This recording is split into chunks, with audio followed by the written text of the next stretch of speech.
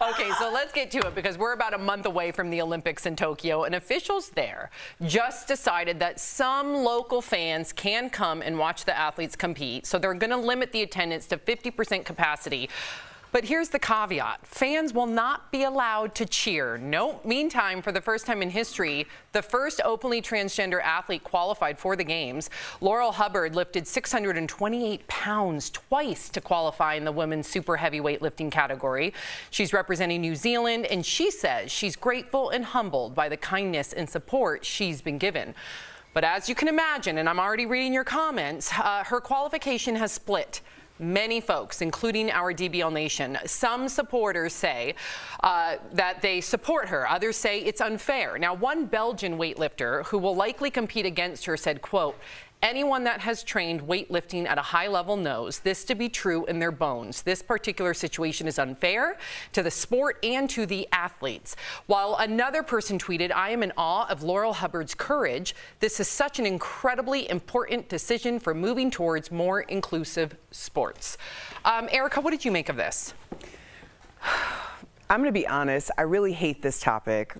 The reason why I don't enjoy talking about it is I'm not a member of the community. I'm not an athlete. I don't know if this is my lane to really comment, because I think that what we're talking about are two totally different things.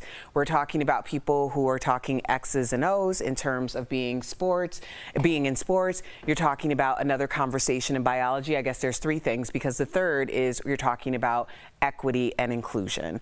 And when I look at a story like this, the only way that I can understand it from my level of understanding would be the equity and inclusion portion of it. And for that reason, I think that it is important to have representation. I think it is important to figure out what this means in the future, because these conversations aren't going to go away. These athletes aren't going to continue, or not going to continue to come out. So I think that is the part of the conversation that I resonate with, and that's all I can really say.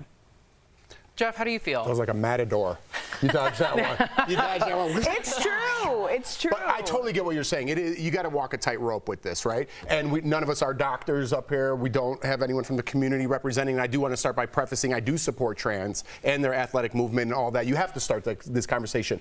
But if you take what you said out of it and just focus on sports, I'm against it. I don't think it's fair to the other female athletes. I don't have any daughters, so I'm not like worked up about it. I think we could figure something out. I don't think it's like all or nothing. But if you step back, let me give you a baseball analogy. When Sammy Sosa and Mark McGwire were hitting all those home runs, if you just step back and take trans out of it and sports out of it and just look, something's going on there. Something's going on with those two guys. They keep hitting home runs. Don't forget about Jose Canseco, him too. Well, he wasn't in the running that year for the most home runs ever, right? So something was going on there. It turns out they were using steroids. Yep. I'm not saying trans athletes are using steroids, but if you step back and look at it as a whole and don't like take the community or biases or anything like that, you say something's going on there. They're shattering world records that women hold, right? So I think it's unfair. Again, I'm not a doctor. Bone density, the size of your heart, being a male for 35 years. This athlete's 43 years old. She's going to be in the Olympics.